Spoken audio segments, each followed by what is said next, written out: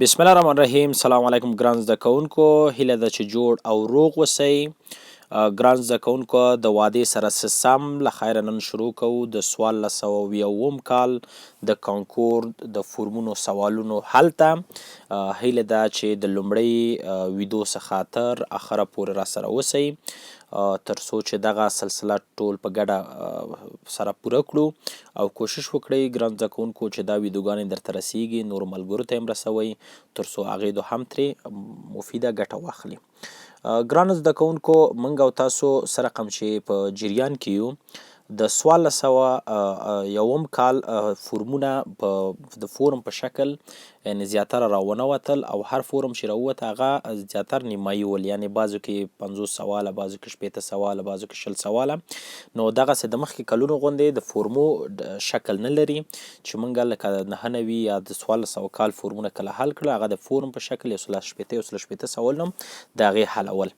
نو اوس هم کوم سوالونه چې ګران زده کوونکو په 1401 کال کې هغه د فورمونو موږ ته رسیدلی دي، هغه هم د طبقه بندي په ډول باندې جوړ کړي دي چې د اول سر نه د ریاضي، فیزیک، کیمیا ټول برخې همدغسې درسونه شروع کوو او ټول سوالونه یې اندسې دانه دانه حلوو. او کم سوالونه چې درته ماته رسیدلي هغه به زر ته کار کوم، او کم سوالونه چې تاسو سره دي او هغه ما نه دي کار کړي، هیله ده چې هغه سوالونه هم راسره شریک کړئ تر څو هغه سوالونه په دې ویډیوګانو کې ضمیمه کړو، تر څو چې زموږ ګران خویندې ورونو د دې ویډیوګانو څخه استفاده وکړي. ګران زده کوونکو، موږ او تاسو راځو په دې ویډیو کې له خیره د 1401 کال د کانکور د فورمونو حل شروع کوو. نو لیکو چې د 1401 کال د فورمونو حل. د 1401 کال د فورمونو حل ګران زده کوونکو، موږ او تاسو د طبقه بندۍ په شکل باندې مخ ته بیایو او کوم سوالونه چې راغلي دي همغه یو سر نه مخ ته ځو. لومړی طبقه چې موږ دلته جوړه کړې ده ګران زده کوونکو، هغه عبارت ده د پولینوم څخه. تاسو خو پوهیږئ کانکور کې ګران زده کوونکو اوس لپاره کومې برخه چې ډیر راځي هغه یو پکې پولینوم ده چې موږ باید په هغې کې کار وکړو. نو کوم سوالونه چې په پولینوم کې راغلي هغه به درته شروع کوم، تاسو سره قلم او کتابچه هم راواخلئ.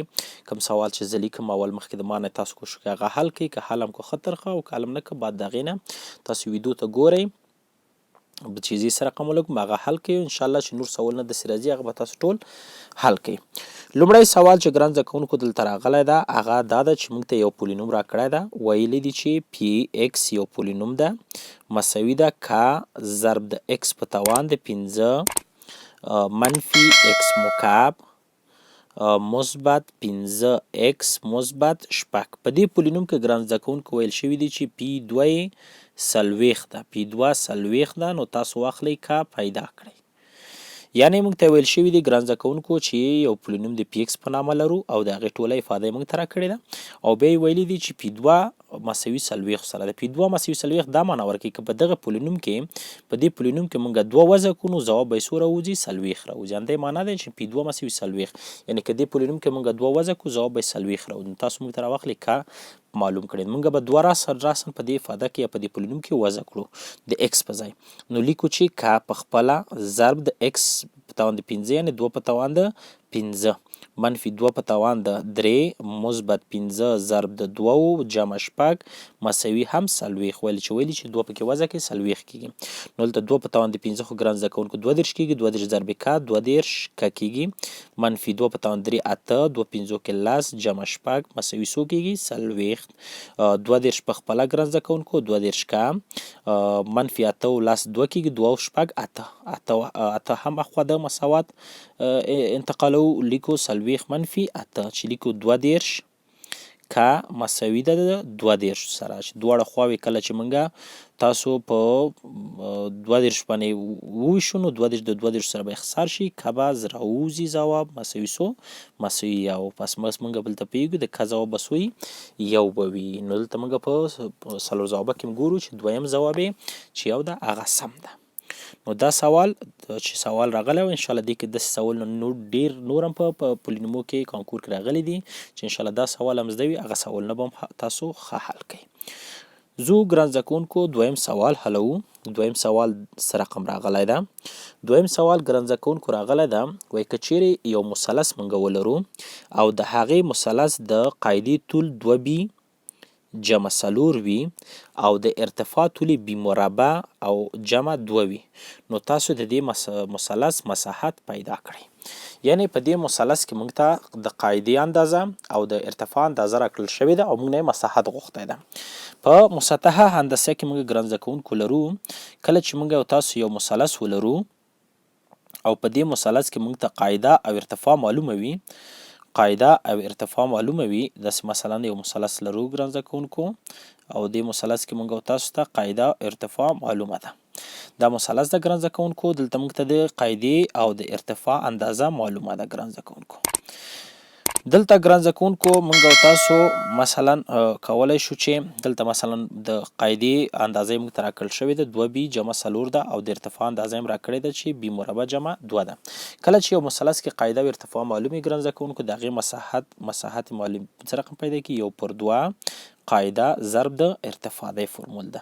نو موږ لیکو چې a په خپله 1/2 په خپله لیکو، قاعدې په ځای ګران زده کوونکو دلته موږ ته افاده راکړل شوې چې دوم پکې تیر مشترک نیسو 2 ضرب د b جمع څو کېږي b جمع 2 ده او ارتفاع هم د b مربع جمع څو ده جمع 2.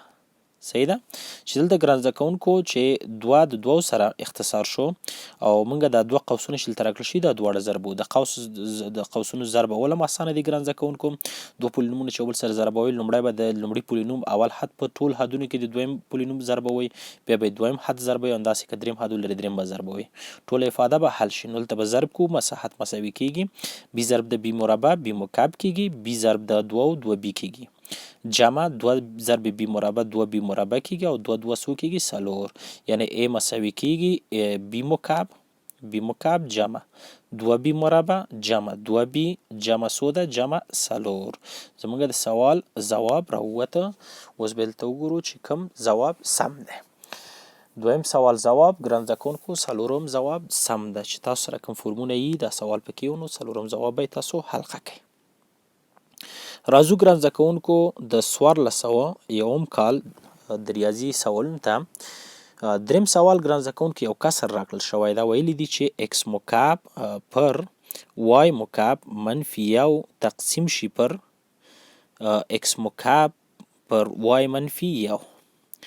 یو کسري افاده ده ګران زده کوونکو موږ ته ویلې دا دواړه یو بل باندې تقسیم کړئ.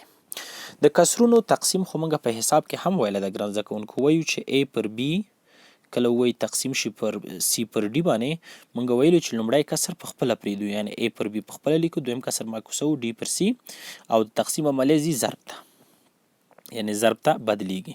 ضرب خو زموږ زده ده، صورت په صورت کې ضربوو a d کېږي او مخرج په مخرج کې ضربوو b c کېږي. که مخکې د ضرب نه د اختصار وړې اختصار هم کوو. نو دلته موږ راځو د سوال حلوو.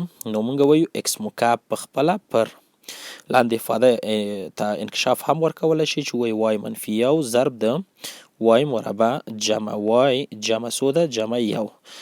دویم کسر معکوسوو y منفي 1 پر x مکعب. صحیح شو چې دلته x مکعب د x مکعب سره خلاص شو او y منفي 1 د y منفي 1 سره خلاص شو چې موږ ته فقط شی پاتې شو، صورت کې 1 پاتې شو، مخرج کې y مربع جمع y جمع 1 چې دا زموږ د دې سوال ځواب ده چې په څلور ځوابه کې به وګورو چې څوم ځواب سم راځي. دلته په دې څلور ځوابه کې ګران زده کوونکو دویم ځواب سم ده. راځو ګران زده کوونکو دریم سوال ته، څلورم سوال ته. څلورم سوال څه رقم راکړی؟ څلورم سوال ګران زده کوونکو یو پولینوم د a په نامه وایي a مساوي کېږي 4m منفي 2 ضرب د x مربع جمع لس n منفي شپږ x جمع c. وایي که چیرې دا پولینوم چې دلته موږ ته د a په نامه راکړل شوی ده، که چیرې دا یو صفري پولینوم وي تاسو د m n او د c قیمتونه پیدا کړئ. نو ګران زده کوونکو مخکې دې نه دا سوال حل کو. اول د صفري پولینوم تعریف باندې به ځان پوه کو.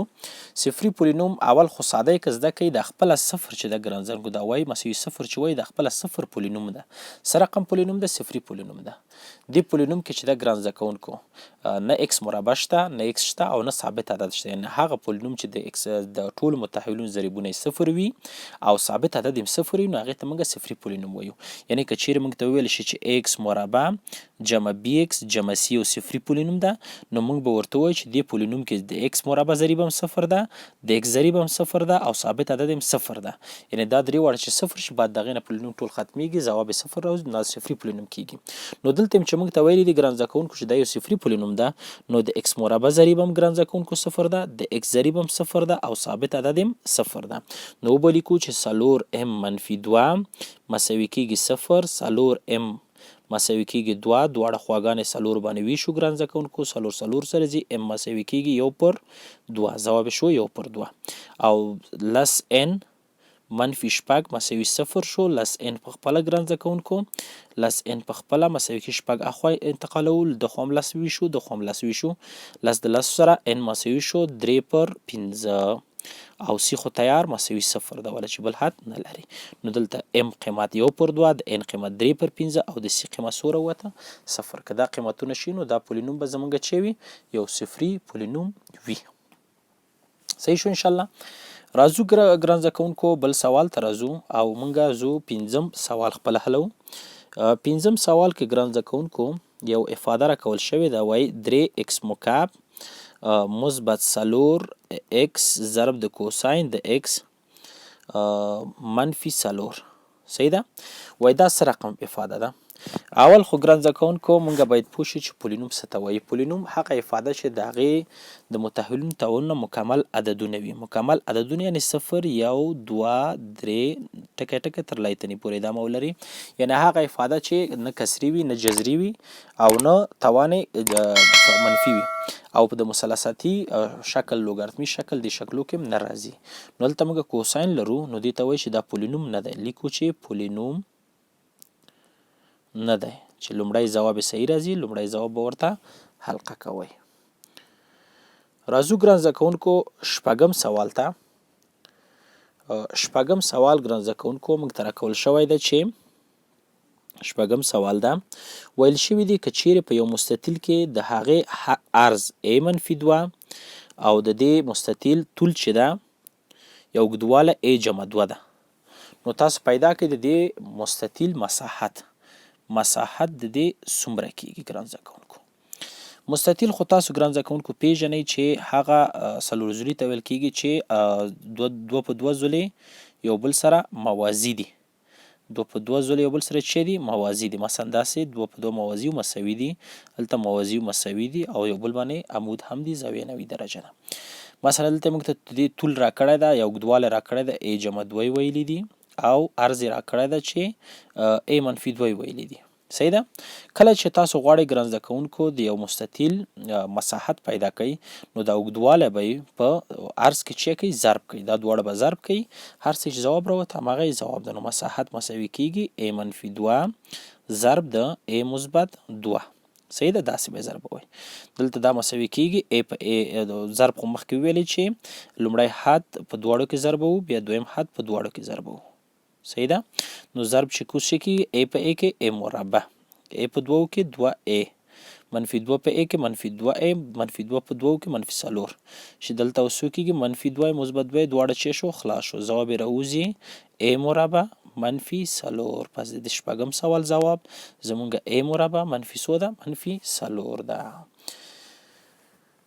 چې په څلور ځوابه کې د شپږم سوال ځواب لومړی ځواب صحیح ده چې ا مربع منفي څلور ده. راځو ګران زده کوونکو اووم سوال ته.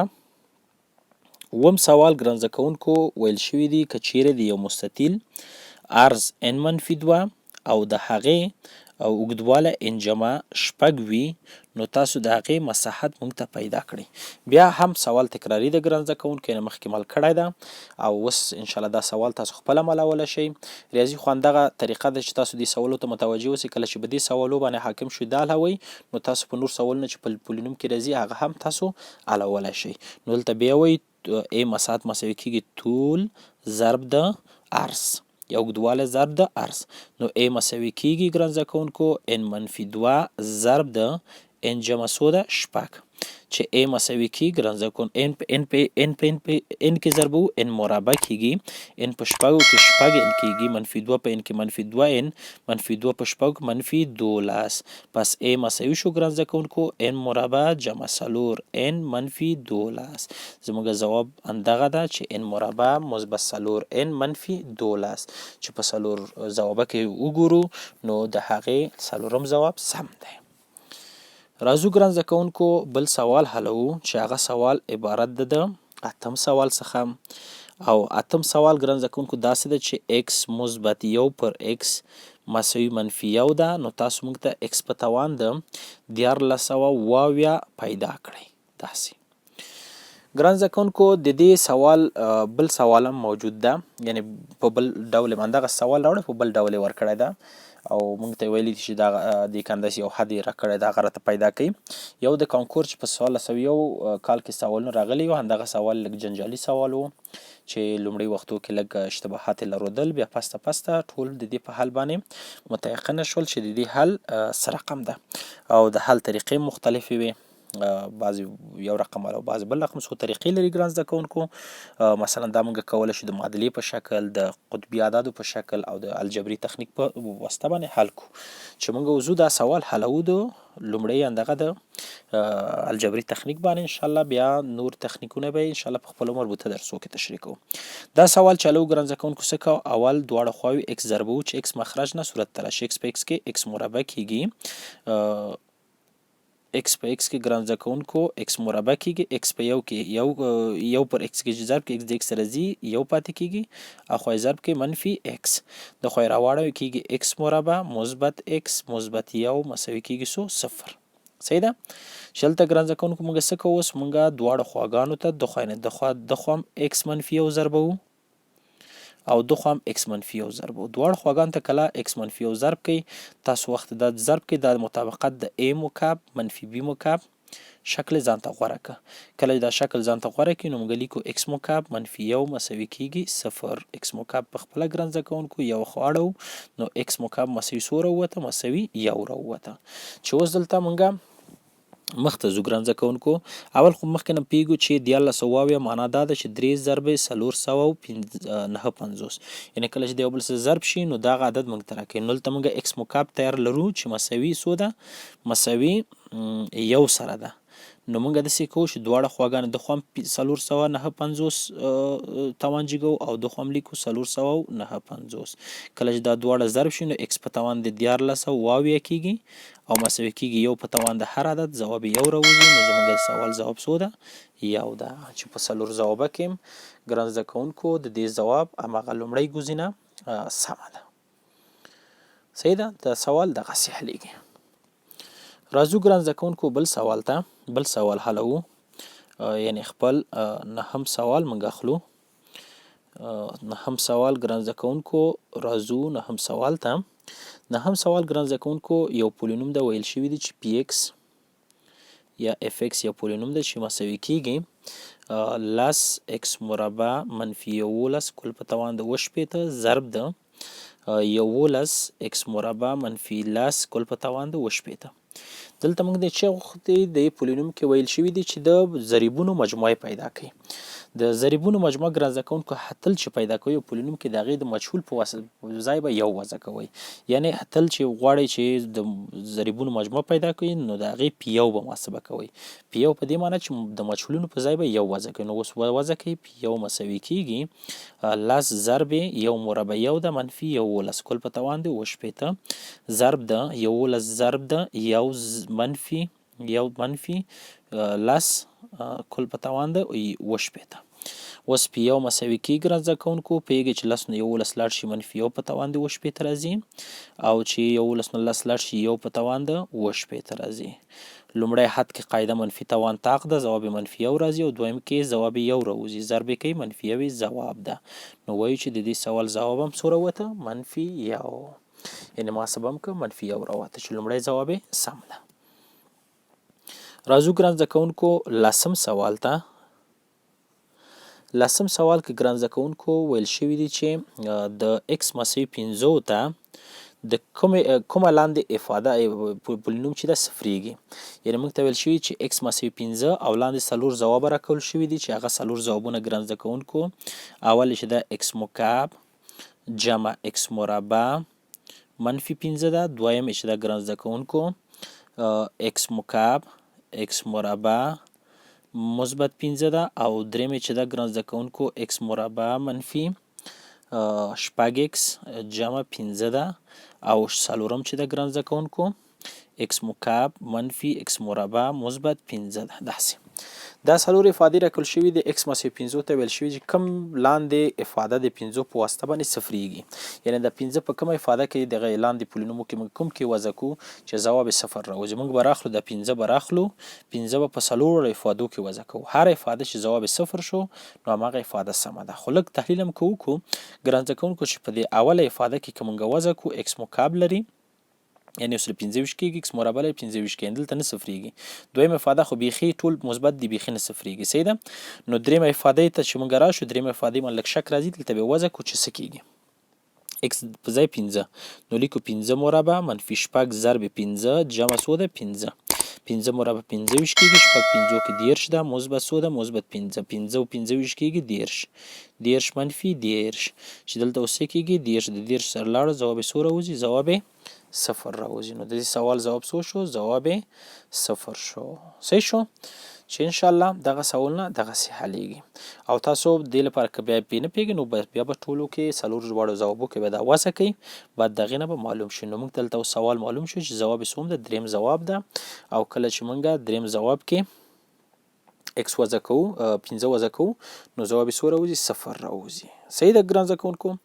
دا ګران زده کوونکو د 1400 کال د فورمونو حل لومړی ویډیو انشاءالله چې یو سم ترې زده کړی وي کوشش کوو چې انداسې لږ لږ سوالونه په هره ویډیو کې کار وکړو او تاسو ورسره ستړي نه شئ. دا ویډیو دا سوالونه درسره ولیکئ کتابچو کې ځان پرې پوه کړئ انشاءالله ځئ ورځئ دویم درس ده. ښه وخت ولرئ په مخه.